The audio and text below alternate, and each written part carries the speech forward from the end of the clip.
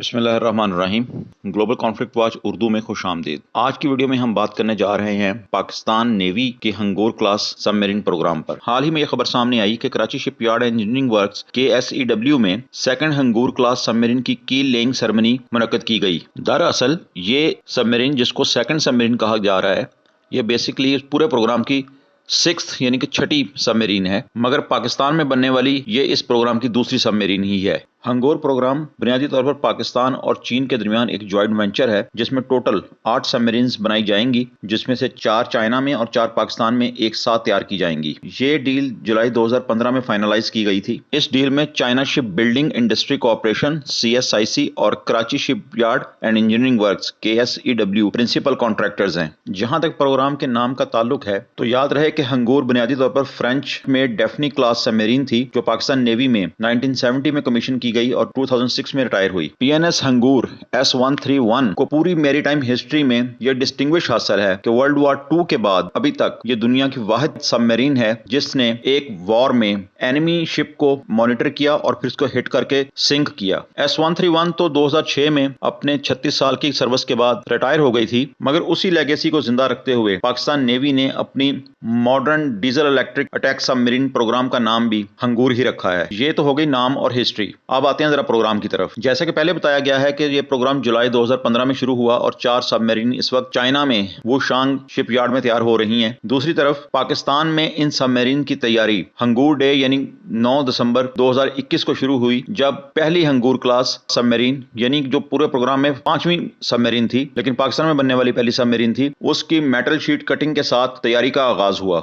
24 दिसंबर 2022 को जहां पहली हंगूर क्लास की कील लेइंग हुई, वहीं पे 6th हंगूर क्लास सबमरीन, यानी कि जिसको हम अभी सेकंड हंगूर क्लास सबमरीन कह रहे हैं, उसकी मेटल शीट कटिंग हुई। तो इस तरह अगर देखा जाए तो पाकिस्तान में इस वक्त Karachi shipyard and engineering works में 2 हंगूर क्लास सबमरीन्स एक साथ तैयार की जा रही हैं, और ये एक बहुत बड़ी कैपेबिलिटी इंप्रूवमेंट है। अगर हम इसको कंपेयर करें पाकिस्तान के इससे पहले जो एक अटैक सबमरीन्स का प्रोग्राम था, जिसको अल खालिद क्लास गोस्टा 90B कहा जाता है, वहां पहली सबमरीन तो फ्रांस में बनी थी, PNS खालिद, PNS हमजा और PNS साद, जो दूसरी 2 सबमरीन थी, उन्हें पाकिस्तान में तैयार किया गया था। लेकिन ये यके बाद दिगरे हुई थी, पहले एक सबमरीन हुई फिर दूसरी हुई। लेकिन इस दफा हम देख रहे हैं कि अल्हम्दुलिल्लाह पाकिस्तान के अंदर भी एक साथ मल्टीपल सबमरीन पे काम हो रहा है। अब आ जाते हैं इस सबमरीन की स्पेसिफिकेशंस की तरफ। स्पेसिफिकेशन पे जाने से पहले हमें यह पता होना चाहिए कि ये सबमरीन किस चाइनीज सबमरीन पे बेस्ड है, यानी कि इसका डिजाइन जो है वो किस चाइनीज सबमरीन के ऊपर बेस्ड है।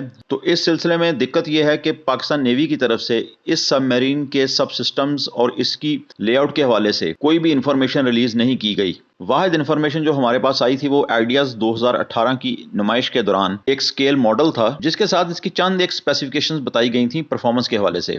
यानी कि इसकी डिस्प्लेसमेंट के बारे में बताया गया था कि ये 2800 टन होगी, जबकि इसकी लेंथ के बारे में बताया गया था कि ये 76 मीटर होगी। अब अगर इन दोनों चीजों को देखें तो एक बात तो वाज़ह हो जाती है कि ये सबमरीन प्रोग्राम, यानी कि हंगूर सबमरीन प्रोग्राम जो है, ये सॉन्ग क्लास पर तो बेस्ड नहीं है, जैसा कि बाज एनालिस्ट का ख्याल है, क्योंकि सॉन्ग क्लास सबमरीन की डिस्प्लेसमेंट जो है वो 2250 टन है। और दूसरा सबसे इंपॉर्टेंट पॉइंट जो ये एस्टेब्लिश करता है कि हंगूर जो है ये सॉन्ग क्लास पर बेस्ड नहीं है, वो है एयर इंडिपेंडेंट प्रपोल्शन सिस्टम, जो कि सॉन्ग क्लास में अवेलेबल नहीं है, जबकि हंगूर में ये एक बुनियादी फीचर है। तो सॉन्ग के बाद जो अगली कैटेगरी है वो युआन क्लास है, जिसे मीडिया में टाइप 39A या चाइनीज स्पेसिफिकेशन में टाइप 41 का नाम दिया जाता है। ज्यादातर माहिरीन का ख्याल है कि हंगूर प्रोग्राम जो है ये चाइनीज टाइप 39B वेरिएंट पर बेस करता है, ना कि इसके एक्सपोर्ट वर्जन S20 पर, क्योंकि S20 की डिस्प्लेसमेंट भी काफ़ी कम है, तकरीबन 2200-2250 टन तक, और उसकी लेंथ भी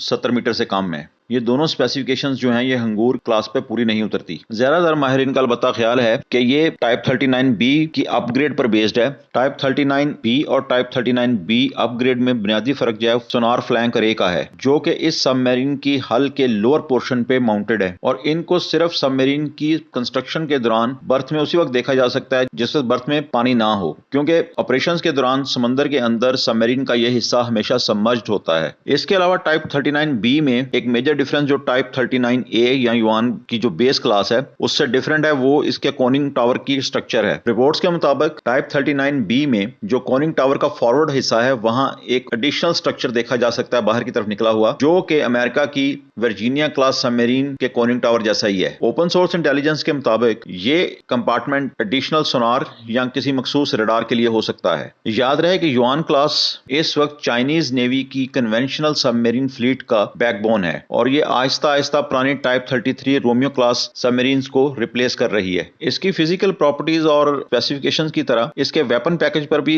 सिर्फ क्यासराई ही की जा सकती है, क्योंकि पाकिस्तान नेवी की तरफ से अभी तक कोई भी ऑफिशियल स्टेटमेंट सामने नहीं आई कि इसमें कितने और किस किस्म के टॉर्पीडोज, मिसाइल, काउंटर मेजर्स वगैरह मौजूद होंगे। ताहम एक बात जो तमाम माहिरीन मानते हैं वो है Babar 3 submarine launch cruise missile की मौजूदगी। हंगूर क्लास की तैयारी का मकसद ही पाकिस्तान को सेकंड स्ट्राइक कैपेबिलिटी प्रोवाइड करना है। बाकी वेपन्स में मुमकिन तौर पर YJ-82 एंटीशिप मिसाइल और YU-6 टॉर्पीडोज हो सकते हैं। इसके साथ साथ कुछ एडवांस मिसाइल भी ऐसे हैं जो अभी हाल ही में चाइना ने इंट्रोड्यूस करवाए हैं, जैसे CM-708 के 2 वेरिएंट्स हैं जिनकी रेंज 128 से 290 किलोमीटर तक है। हो सकता है पाकिस्तान अपने हंगूर क्लास सबमरीन्स को इन मिसाइल्स के साथ हासिल करे, क्योंकि YJ-82 की रेंज जो है वो सिर्फ 42 किलोमीटर बताई गई है, जो कि खासी कम है। वक्त आने पर ही तमाम चीजें जो हैं वो मजीद क्लियर हो सकेंगी। अगर हम इस डील की टाइमलाइन की बात करें तो 2023 में पाकिस्तान को पहली हंगूर क्लास सबमरीन मिल जानी चाहिए थी और 2024-25 में दूसरी सबमरीन और 2027 तक आखिरी सबमरीन भी पाकिस्तान बहरिया के हवाले हो जानी चाहिए थी, मगर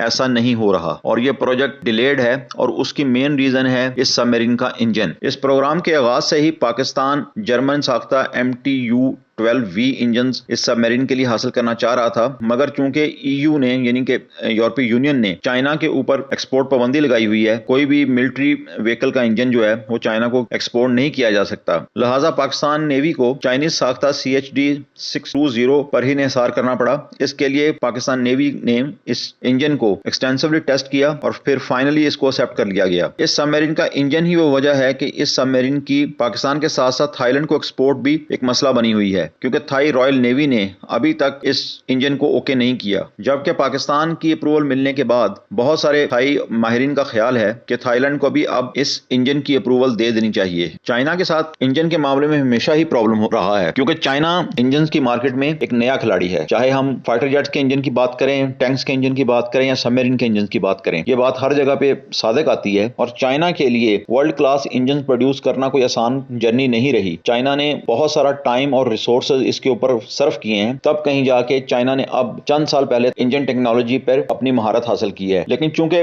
ये सारा सफर ट्रायल एंड एरर पर था और चाइनीज इंजन की कोई बहुत बड़ी एक्सपोर्ट मार्केट भी नहीं है, तो लाजमी बात है कि उनके हवाले से शुको शुबहात का होना एक नेचुरल सी बात है। बाकी पाकिस्तान में कुछ एनालिस्ट का ये कहना भी है कि चाइनीज इंजन के साथ शायद कोई नॉइस की प्रॉब्लम थी, इस वजह से इसमें टाइम लगा है और इसको ठीक किया गया। ये बात मुकम्मल तौर पर ठीक नहीं है, बल्कि ये बात ठीक ही नहीं है, क्योंकि युआन क्लास जो चाइनीज नेवी खुद भी यूज कर रही है, ये दुनिया की क्वाइटेस्ट सबमरीन्स में शुमार की जाती है। इसमें नॉइज रिडक्शन के लिए मॉडर्न टेक्निक्स जैसे anechoic tiles, passive active noise reduction, asymmetrical 7 blade skewed propeller वगैरह को इस्तेमाल किया गया है ताकि इसके नॉइज सिग्नेचर को कम से कम किया जा सके। और दूसरी ये बात भी ज़हन में रहनी चाहिए कि पाकिस्तान नेवी इस खित्ते में सबमरीन यूज करने वाली सबसे पुरानी फोर्स है और अगर नॉइज जैसा इशू होता तो पाकिस्तान नेवी कभी भी इस प्रोग्राम को चूज ना करती। अब चूंकि सारे प्रॉब्लम्स इस सबमरीन प्रोग्राम के साथ सॉल्व हो चुके हैं और प्रोग्राम स्मूथली रन हो रहा है, तो उम्मीद की जानी चाहिए कि पाकिस्तान अपनी असल टाइमलाइन या उससे थोड़ा सा ज्यादा टाइम लेके 2030 से पहले तमाम 8 की 8 सबमरीन्स को अपने फ्लीट में इंडक्ट कर चुका होगा। दोस्तों, आज की वीडियो में इतना ही। मिलते हैं किसी नई वीडियो में,